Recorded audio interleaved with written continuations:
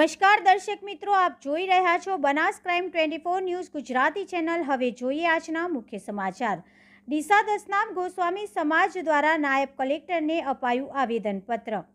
બનાસકાંઠા જિલ્લાના કાંકરેજ તાલુકાના ગંગાપુરા થરી મઠ મુકામે પરમ પૂજ્ય 1008 સંત શ્રી જગદીશપુરીજી બાપુ 19/11/2024 રોજ બ્રહ્મલીન થતા 22/11/2024 રોજ થડી મુકામે સમગ્ર સેવકો, ભક્તગણ તેમજ સાધુ સંતો, મહંતો તેમજ હજારો ગ્રામજનોની ઉપસ્થિતિમાં નવા ગાદીપતિ તરીકે મહંત શ્રી કાર્તિકપુરીજી બાપુને ચાદર વિધિ કરવામાં આવી હતી। કોઈ પણ સંત મહંત શ્રી દેવલોક પામે તો તેમના સેવકગણ, સંતો, ગ્રામજનોની હાજરીમાં પાલખી યાત્રા કાઢવામાં આવે છે, પરંતુ અહીં માત્ર ગણ્યા ગાંઠ્યા લોકોમાં કોઈ સંતોની રાહ જોયા વગર પાલખી યાત્રા કાઢ્યા વગર જ સમાધિ આપી દીધેલ છે।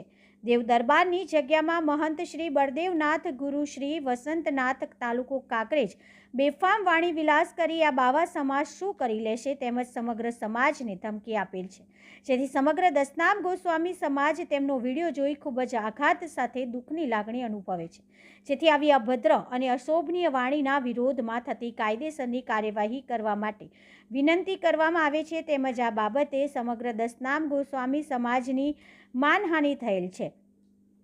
દસનામ ગોસ્વામી સમાજ દ્વારા નાયબ કલેક્ટરને વિનંતી કરી હતી કે બળદેવનાથ, ગુરુ શ્રી વસંતનાથ દેવ દરબાર મઠ તાલુકો કાંકરેજના વિરોધમાં કાયદેસરની કાર્યવાહી કરવામાં આવે તેવી સમગ્ર ગોસ્વામી સમાજ દ્વારા માંગ કરવામાં આવી હતી। અહેવાલ હરેશ ઠક્કર, ડીસા, બનાસકાંઠા।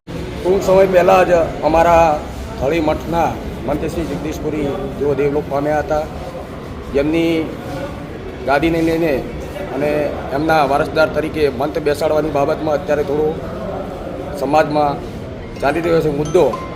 એ બાબતે લઈ અને દેવ દરબારના મંત્રીશ્રીએ બળદેવગીરીજીએ સમાજને અમુક અભદ્ર શબ્દો પણ બોલ્યા છે, જેથી સમાજને દુઃખ પણ થયું છે। એ બાબતને લઈ અને આજે ડીસા શહેર, ડીસા તાલુકાનો તમામ સમાજ અહીંયા પ્રાંત કચેરી આવેલ છે અને બેનશ્રીને નેહાબેન પંચાલને આવેદનપત્ર આપેલ છે અને અમને સરકાર ઉપર પૂરેપૂરો ભરોસો છે કે એનું નિવારણ લાવશે અને આની કાયદેસર કાર્યવાહી થાય એ સરકાર જોડે અમારી માંગ છે।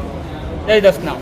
આજે અમારો દસનામ ગૌસ્વામી સમાજ સમસ્ત એકત્રિત થયો છે કે તારીખ 19/11/2024 રોજ આપણે ગંગાથળી મુકામે જગદીશપુરી બાપુ દેવલોક થયા, એમના ગાદીનો વિવાદ ચાલી રહ્યો હતો, ત્યારે ઓગણથળીના મહંત શ્રી બળદેવનાથ બાપુ વસંતનાથ એમના દ્વારા ગૌસ્વામી સમાજને અભદ્ર ભાષાનો વાણીવિલાસ કરી સમાજની લાગણી દુભાઈ છે અને વારંવાર સોશિયલ મીડિયામાં વિડીયો વાયરલ કરીને સમસ્ત દસનામ ગૌસ્વામી સમાજને લાગણી દુભાય એવા પ્રયત્નો કરી રહ્યા છે।